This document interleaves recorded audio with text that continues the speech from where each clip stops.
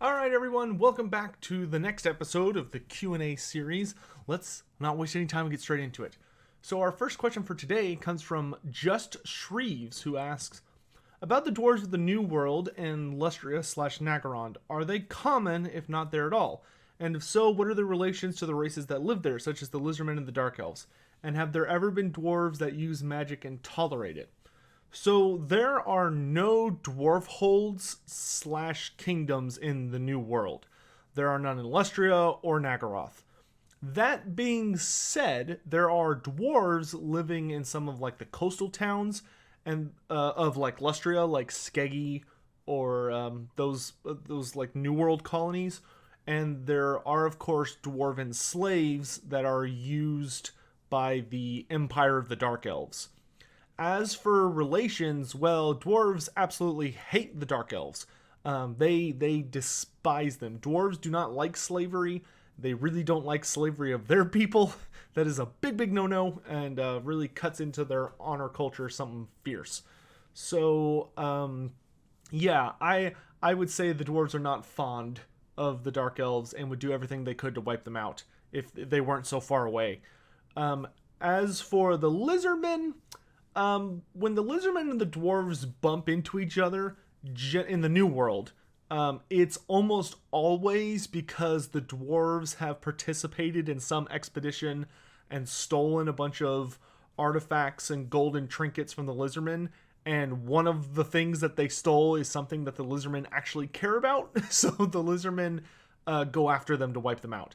So like there is I forget his name off the top of my head, but there was a super famous dwarf who had an ironclad that he managed to get to Lustria, and he took it up the river Amazon and other large rivers in Lustria, and he basically went up snaking through these large rivers up the coastlines, sacking and raiding lizardmen territory, and he had a series of running battles against the lizardmen. The lizardmen hated him. I think eventually he died, like he was killed, but it took a really long time. So I would say relations between the dwarves and the lizardmen could be best described as tense. And then relations between the dwarves and pretty much everyone else in the New World is bad.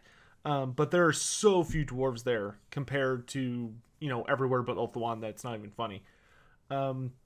As for magic, runesmiths actually do use magic to create runes, and that's pretty much where they stop, unless we're talking about Chaos Dwarves. Chaos Dwarves have like legit magic users like sorcerers and demon smiths, whereas runesmiths and rune lords, they use magic, but what they do is they basically take the winds of magic and, well, I think we talk about runecrafting more specifically in a later thing, but long story short, the winds of magic you can kind of think are, they're like a wind. It's this super chaotic maelstrom of energy that's really hard to control.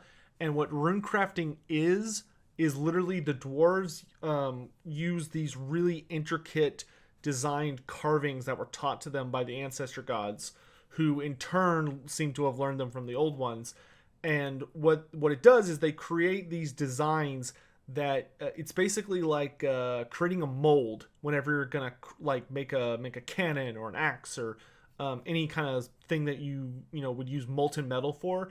Think of magic as that molten metal, and what you do is you create a rune which provides a structure for the magic, and you shape it and bind it through this really intense, difficult process where you take the magic and just beat it into submission until it fits perfectly into that rune.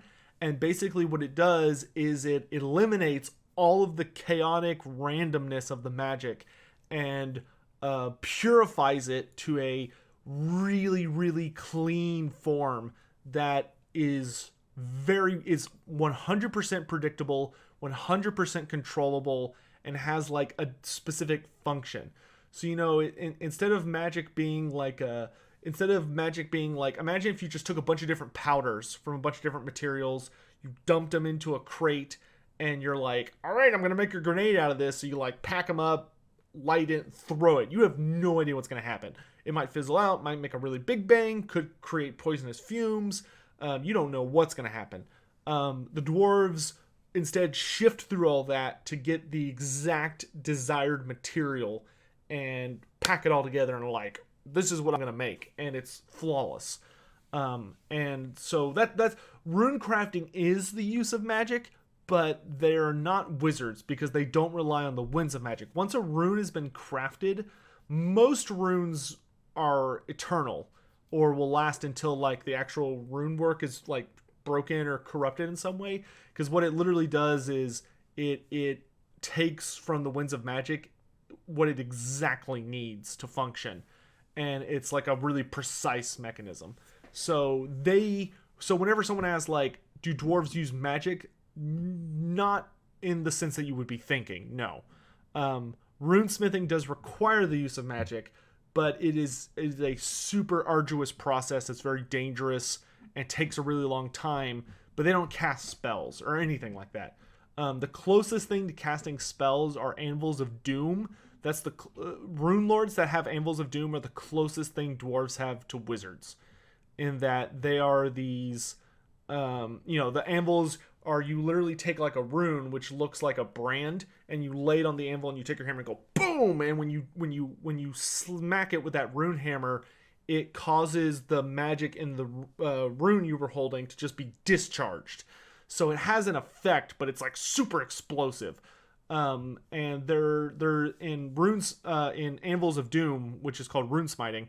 There's always because they're like unleashing magic by striking it on the anvil, there is a itty bitty chance that it could, that if they don't do it right, or like they don't say the right thing, or they hit it wrong, or they use like a not great cast of a rune, it can backfire and kill them, or cause the Anvil of Doom to like split in half and like explode, or other crap like that.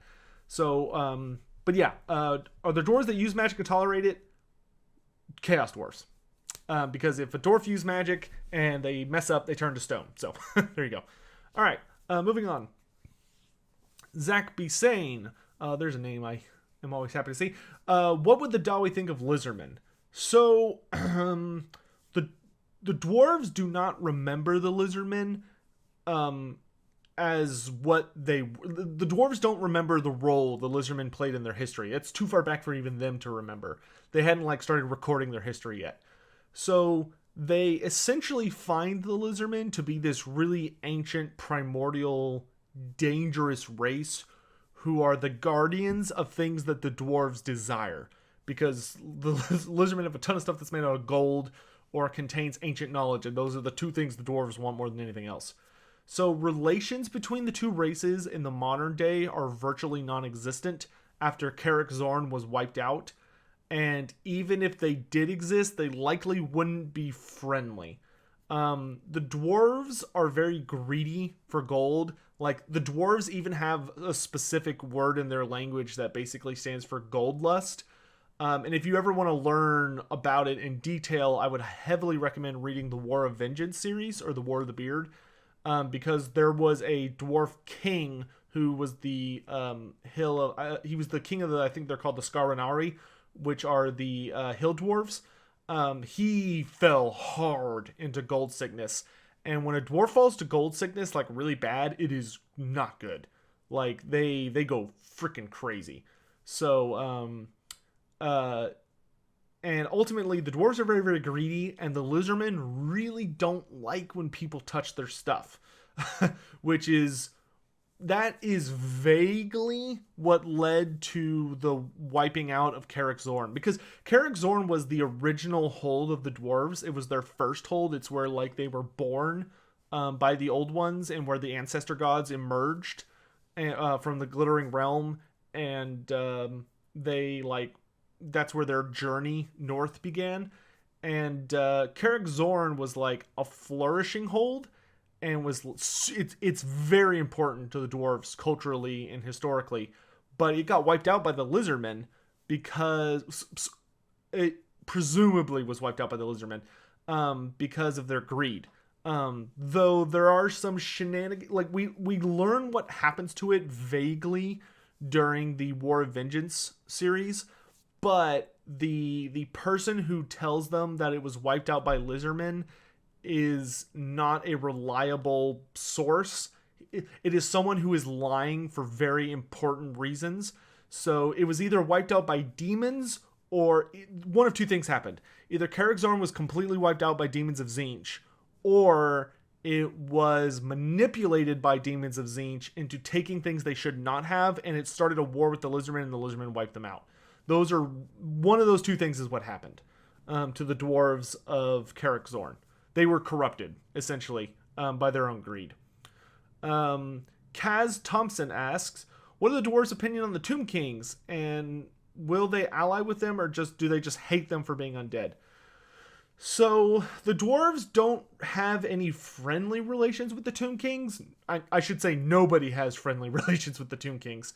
The reason the Tomb Kings are considered neutral is because traditionally they would probably be considered good guys because they're not destroyers, and they're not chaos, and they don't raise the dead. However, the Tomb Kings are such jerks that nobody likes them. So, nobody has friendly relations with the Tomb Kings. But between the dwarves and the Tomb Kings, it's even worse because both races are very stubborn, very self-important, very arrogant, and are very, very fond of gold.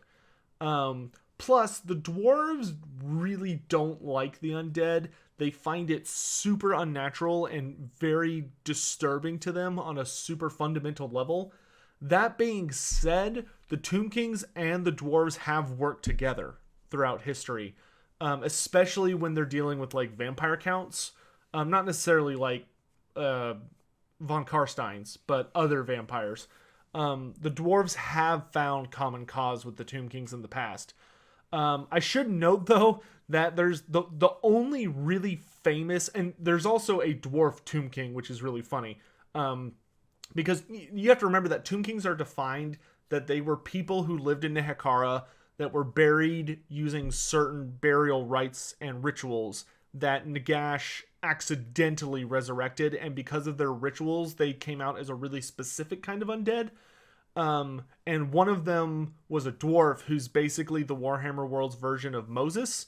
Well, he's similar to Moses. If Moses never went out into the wilds and became a farmer and then came back and freed his people. Imagine Moses if he had just stayed in Egypt and ended up being Pharaoh. There was a dwarf who, was put in a basket and sent down a river, and the Tomb Kings, the Nehekarans, found him and raised him as their own, and he ended up being a super famous Tomb King that Khalida sees as an uncle. He's really, really funny. He shows up in the book The Serpent Queen. I think that's what it's called. It's a Gotrek and Felix books that has Khalida in it, but a very, very funny character. If you ever have the chance to read that book, the Tomb King dwarf is awesome. He's a really funny character. But anyway, the only big interaction between the dwarves and the Tomb Kings has been what I fondly refer to as a millennia-long slapfest between Karak Azul and the tomb city of Madak. So the two of them have been engaged in this really goofy war over an heirloom, which has been known as the War of the Hammer. And literally what it is a super long time ago, presumably when the Tomb Kings, between when the Tomb Kings got wiped out, when the Nehekarans got wiped out, and then they became the Tomb Kings, there seems to have been an incident where the dwarves somehow raided Marak, and they took a golden plaque or something from it, and they basically had a super famous heirloom hammer of theirs. Some metalsmith or engineer or artisan put the two things together. He put the hammer and put it on the plaque and made it super fancy. And the Tomb Kings, when they came back, were super pissed because they're that's my gold. So this Tomb King led an invasion of Karak Azul and stole it. Well, the dwarves are that's my hammer. So the dwarves led a counter invasion and took it back. And it's been going back and forth for thousands of years because the two of them are too stubborn to be oh, I just want this part. And the dwarves are oh, I just want the hammer. And they just separate them and go their own ways. No, they just keep killing each other over it. It's really goofy. but yeah, so no, they're not friends, typically. Tyrant Gate asks, what are the dwarves' opinion on magic? Since they can't use it, do they think negatively about it? Dwarves understand magic at a fundamental level better than most, save for maybe the elves and the Slann, and realize that it's very, very dangerous and unpredictable. In Dawi culture, they really don't like things that are dangerous or unreliable or chaotic, and magic is literally chaos in like physical form, or it's it's everything the dwarves don't like about life given form essentially. So and dwarves can use magic, it just comes at a very deep price. See Chaos Dwarves. But dwarves do use magic to craft runes, but at the end of the day, they ultimately look down on and want nothing to do with wizards. Like, dwarves very, very rarely have a happy thought towards wizards. There are certain wizards they get along with, because the wizard might be like very practically minded or has like a lot of similarities. Like Balthazar Gelt tends to have very happy relations with dwarves, but that's because Balthazar Gelt is also an alchemist. And I think it's more of that side of his nature and the fact that he's very pragmatic like them that the dwarves are fond of him. But in comparison anyway, as far as humans go. But yeah, hopefully that answers that. Rickados asks, what are the dwarven rituals concerning death and burial? So when a Dawi dies, the dwarves have a very strict set of rules that they try to adhere by. Traditionally, the body will be taken from the field of battle as quickly as possible to be interred beneath the earth, preferably beneath stone. If they can, they will try and get them back to their like actual hold so they can be placed in like the tombs of the ancestors, which are really, really deep down there. Those are like in like the 7th or the 8th deep. Which you can learn more about in the Geography of Carrick Peaks video. But they will make do with like super elegant cairns that they need to construct if like there's a reason for that. At that point, they will usually summon a priest of Khazuk, who is the dwarf god of death and the underworld. And Khazul's priests will perform a ritual that is meant to aid the deceased on finding their way to the Hall of Ancestors in the afterlife. Dwarves are usually buried as nicely as possible with like armor, lavish items of power and wealth, so that when they do arrive at the Hall of the Ancestors, they like show up in the best possible form. And they have like a wondrous appearance to join their ancestors and their kin and the gods.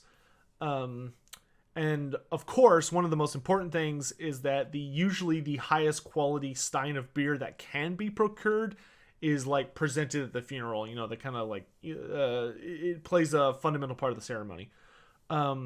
Although they skip some steps of the process I just kind of talked about for narrative purposes. If you want to read about a dwarven funeral that's really, really good, then I would check out the Dwarf Omnibus, which I think it was just re-released, and I think the re-release is called Masters of Stone and Steel.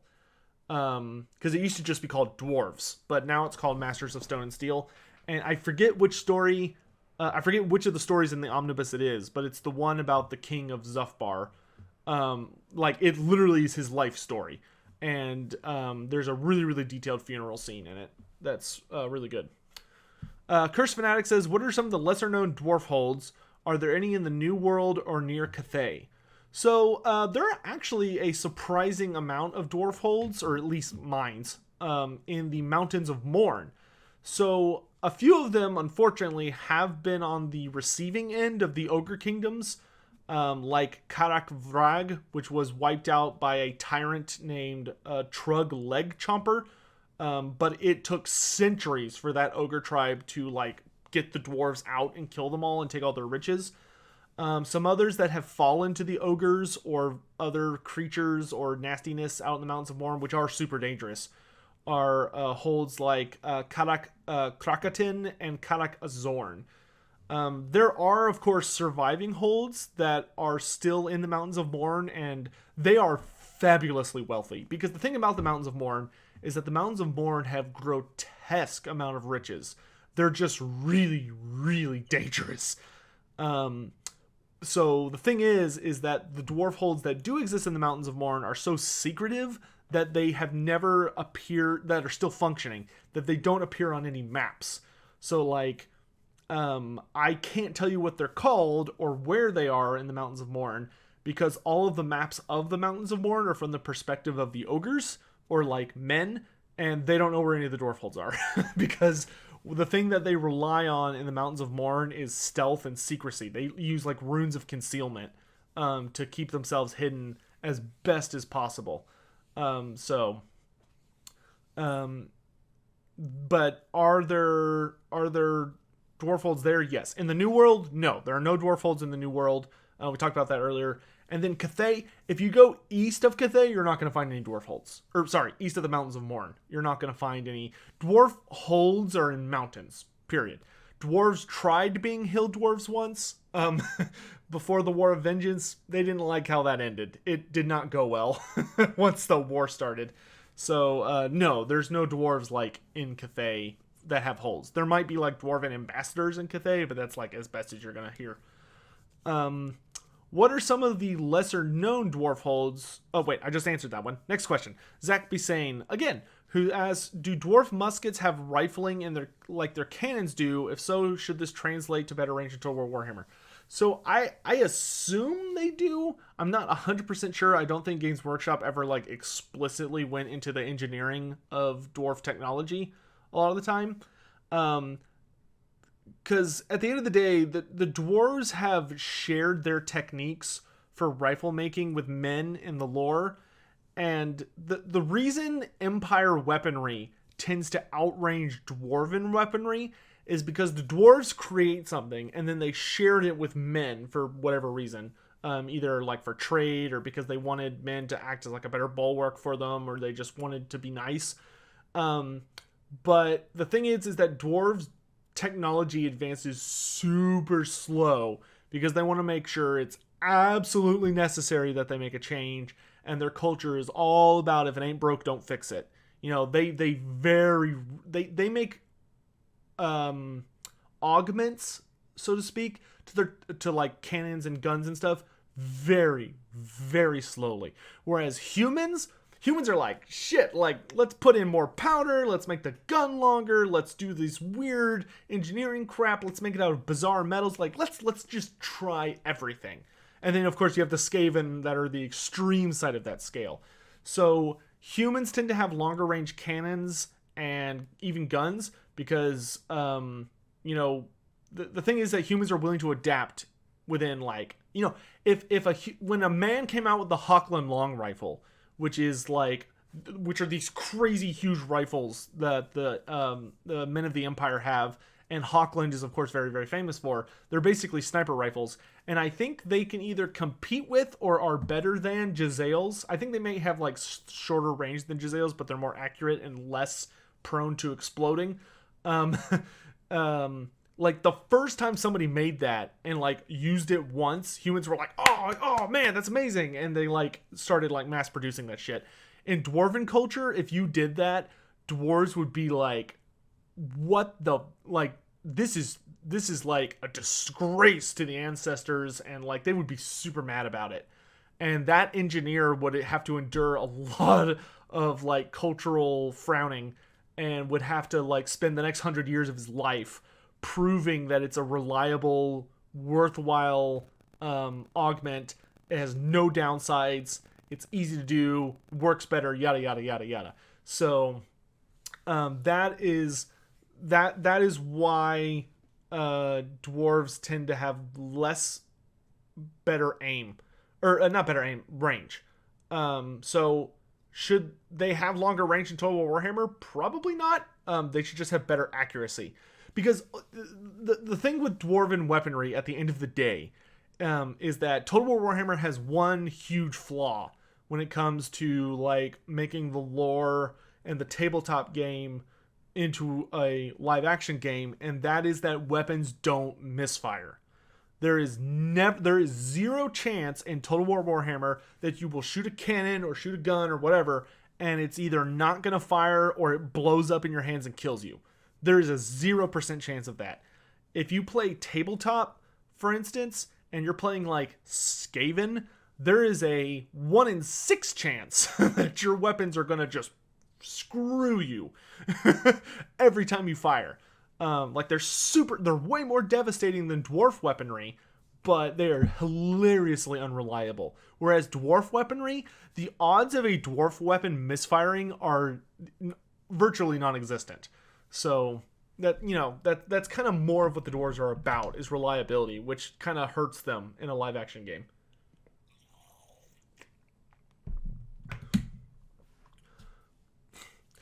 Oh boy. Okay, here's the big one. Fat Ass Frodo asked, Dwarven runecrafting, is it magic? What is the lore behind how they work? Okay. So I kind of talked about this a little bit, but let's really deep dive the nitty gritty here. So runecrafting is fundamentally the engineering and science behind taking the chaotic, unpredictable, messy winds of magic and isolating a precise design, setting it into something, and then having it perform that function with 100% reliability. So runecrafting is this ancient science.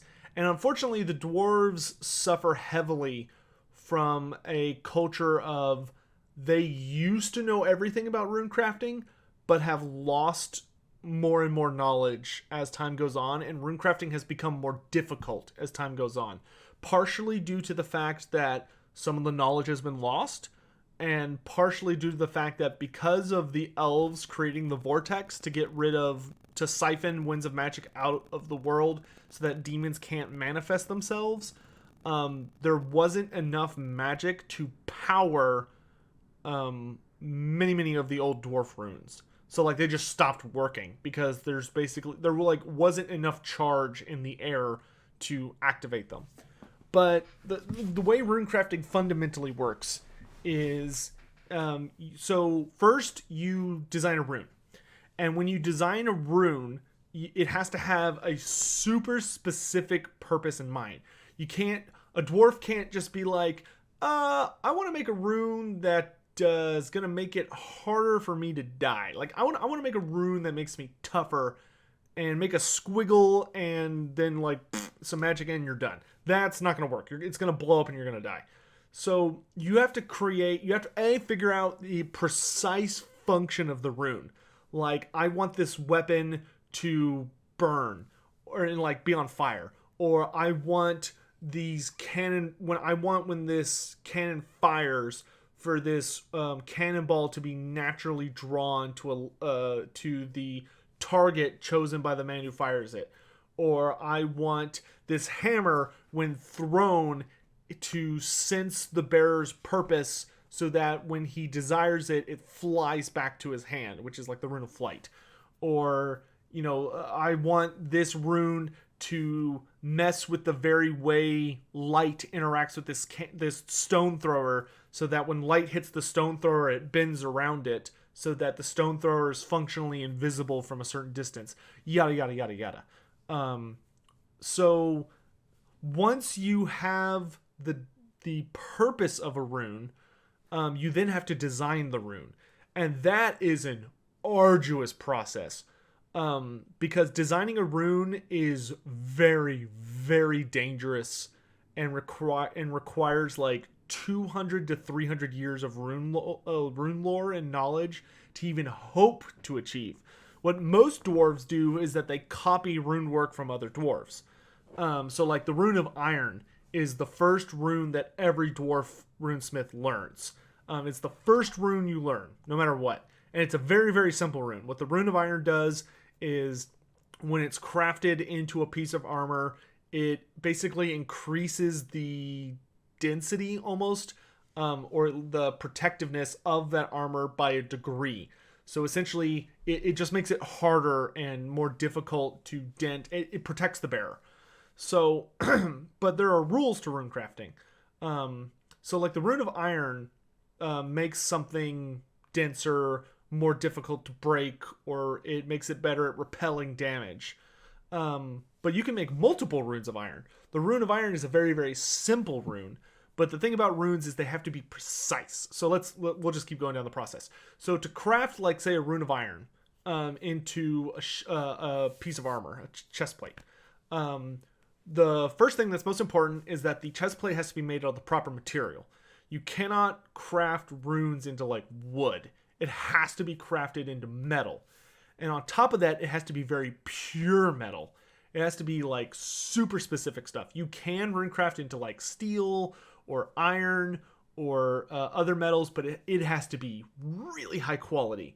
If you do not craft a rune into a pure quality item, it's gonna backfire like a mother.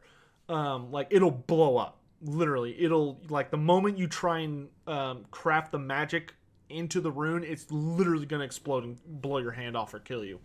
Or the rune will crack. It'll fracture under, like, the weight of the magic, or the pressure. So, you need really good material. Best material for runecrafting is gromril, by far, which is like a meteoric iron. So, it's like space metal.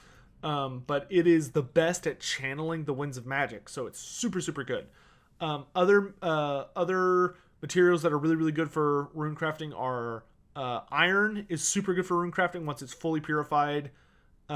Silver is okay. Gold is really, really good for runecrafting, and steel can work, but it struggles a little bit.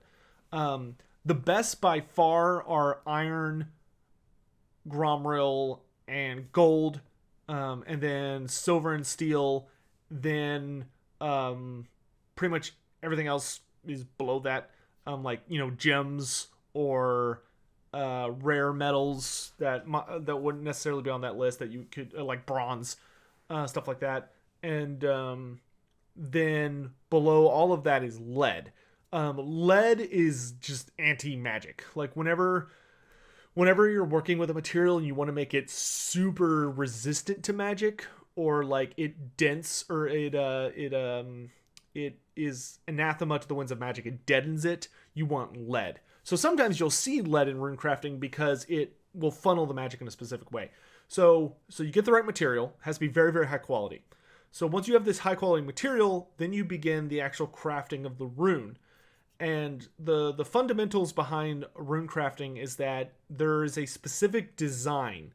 And the reason for that is when you craft a rune in a specific way or design, it creates like a you're basically creating like a river or a series of tunnels for the magic to flow through in a very specific shape and design. And the reason for that is because depending on how you create this little series of lines that the magic flows through, the path that the magic takes will dictate how the rune functions. So, like, to create a rune of iron, I'm getting a little picture here to show you. To create a rune of iron, you cannot just throw down any design and say, oh, it's a rune of iron. No, it has to be a very specific shape. So on top of that, one second, you probably are like, the sound of flipping pages. So the nice thing is that we know what all the runes look like because they're in the thing. Oh, sorry, the rune of... I think I meant to talk about the rune of... I think it was the rune of stone I was wanting to talk about, not the rune of iron. The rune of stone, I think, is the... Oh, no, it is the rune of iron. But, like, so you can see here... We'll just do this page. So you can kind of see it. These are the runes, those symbols. So, like, that's the rune of slowness. That's precisely what it has to look like. That's the rune of sanctuary, rune of stoicism, Strolaz's rune, yada yada. So they have to look exactly like that, because the magic has to flow through them in a specific way. So over the course of days, if not weeks, months, or even years, depending on how complicated the rune is and how many of them there are, you will very carefully put that rune, chisel that rune into your material you're working with. After that, you have to begin the actual process of runesmithing. And runesmithing is super dangerous. And what it basically is you work on an anvil and anvil and hammer with a very specific place. And what you do is it is typically a process that in the mountain holds they will do it and rarely be interrupted. You can do it on the go, but it's very dangerous. And basically what it is you channel the dwarves, the runesmiths channel the winds of magic to them, and they hold down the item, whether it's a weapon or a piece of armor or gemstone or a necklace or whatever, and they basically take the winds of magic and funnel it into the rune and go boom, boom, boom for days. And what they're doing is they're basically taking magic and binding it into that rune. They're forcing it to fit that mold and getting rid of all the impurities, all of the excess, all of the issues until it is flawless. And this is considered the most dangerous part of the process because so many things can go wrong. Like the magic can overwhelm the rune and it can explode, because if you get too much raw magic into a situation, you're just asking for trouble. So you could have a discharge of magic, which if the dwarf is super not careful and it like goes into their body, can turn a part of them to stone or kill them. Less dramatic things, which are more likely to happen unless you're working on like a super powerful rune, because the more powerful the rune is, obviously the more difficult the process is, and the more magic it requires. So like a rune of stone, for instance, is like super simple to charge with magic, whereas like the master rune of Grogni is a bitch. But in any event, so you're manhandling this rune, just boom, boom, boom, getting the magic in there. You have the issue of it backfiring and exploding. You have the issue of the rune work not being perfect or the material not being high quality enough, so the rune cracks. And if the rune gets even a hairline fracture of a crack, like just the tiniest little split, rune will totally not work because the magic will escape through that flaw. Or it will cause it to like discharge and be deadly or just not work at all. So you have to completely start over or throw that piece out.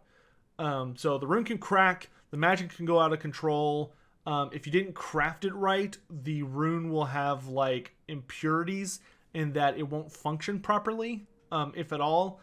And then of course, those are the main issues. But if they succeed in that process, they bind the magic into the rune, and the way most runes work is the magic that's bound into them is permanent. So like that magic goes in and it's like an endlessly flowing, it's like a battery that charges itself just by existing. It's an endless energy source that just goes on for eternity, until like the rune is cracked, for instance. But after a rune has been forged, which some require some really crazy shit, like a rune of stone would be very simple. You simply, take the magic rune, you're done. But some runes require really crazy stuff. Like maybe they have to be quenched in dragon blood, or the materials used to make the metal they're forged into has to be made out of like troll hide combined with dragon scale, or like the fragments of a chaos weapon, yada yada yada. You have to do all these super complicated things to make the more crazy runes, and especially runes that are like designed against a particular opponent. So like the rune of dragon slaying, for instance, which is not exactly what it's called, but something like that. But there are like runes that are like specifically designed to kill dragons. And so for that rune, you would typically use a lot of materials from dragons to make them, like quenching it in dragon blood, or using like maybe ground up fine powder from dragon teeth as part of the forging of the metal or whatever. And then finally, once a rune has been crafted, it then has to be activated. So like if you craft a runic axe for someone and you give it to them, and say the runic axe is designed to slay dragons, then they need to essentially get themselves into a situation where, due to either emotional or physical environment reasons, the rune will come to life. And once the rune flickers alive, it's basically there forever. If you want to read a amazing story about not only that gets super into rune lore, like really nitty gritty into rune lore, and it also tells the story of a runic weapon being crafted and then activated, and it's really, really good, then you want to read the War of Vengeance trilogy, which I'm pretty sure has already been released as an omnibus on the Black Library by this point. But that book has one of the best stories for a lot of reasons for dwarves and elves, or high elves at least. And it's got a pretty good amount of dark elves in it, and it's got some demons too. But that book has an incredible storyline featuring runes, so I highly, highly recommend it. The other thing you can do is, I'm not saying I would do this, but hypothetically you could Google a book called I think it's Warhammer Fantasy RPG 2nd edition, Realms of Magic, I think is what it is. And you may be able to find it maybe on the top link as a free download, hypothetically. But in any event, if you ever get that book, it has like a whole section on runecrafting. The other thing worth noting about runecrafting are the rules. So there are a couple of rules that you have to note about runecrafting that I'm just gonna like fly through them real quick because I'm super over time on this video. So there's the rule of 3, which is that no runic item, with super rare exception, can contain more than 3 runes, because they're essentially, if you overload an item with runes, that channeling all of that magic into that kind of space will cause like cataclysmic effects. So there's the rule of 3. Then there's the rule of form, which the rule of form is essentially that runes can only be crafted on the things they were meant for. So you can't like take the rune of flight, which is designed for weapons, and put it on a piece of armor to make you fly. Or you can't take like the rune of accuracy, which is designed for artillery, and put it on a banner to like make your rifles more active in that unit. Runes don't work that way. They're crafted for a very specific function, and they only fit in certain forms. So the rule of form is that, weapon runes have to be on weapons, artillery runes have to be on artillery, or engineering runes have to be on artillery, yada yada. Armor runes have to be on armor, etc., etc. Then there's the rule of pride, which is that the rule of pride is that no runesmith will ever craft the exact same set of runes more than once. Once you've done it, that's it. You're not allowed to do it again. That's like super important to dwarf runesmith culture. So like if you craft an item, like let's say you craft a shield, and you put on it the rune of iron and 2 runes of stone, then you may never do that combination on a piece of armor ever again in your life, because of the rule of pride. So now you could do like 2 runes of iron and a rune of stone, because that would be different. Or 3 runes of stone, or the master rune of whatever, and then 2 little runes. Like, that's fine. It's just that once a runesmith has crafted a finished design of runes, they can never repeat that process. That's the rune of pride. But it only applies to individual runesmiths. So like if you have a ton of runesmiths, you can like mass produce certain kinds of weapons or armor or whatever. Then there's the rule of jealous runes. So there are really, really powerful runes that are referred to as master runes. And master runes are these crazy, crazy powerful ones that require tons of magic to function and are really, really difficult to make. And but they're really powerful. But they're also referred to as jealous runes, and the reason for that is they don't play nice with each other. If you try and craft 2 master runes into a single item, it is going to go really, really bad. Best case scenario, they just don't work. Worst case scenario, you know, bad things. There are exceptions, but they're super duper rare, and it would require a rune lord of impeccable skill to break any of these rules. Obviously, the rule of pride is more of a pride thing, but those are the notable rules of runes. Okay, so that's gonna be it for this video. See y'all for the next one. We finally got the rune thing out of the way. So thank you all for watching.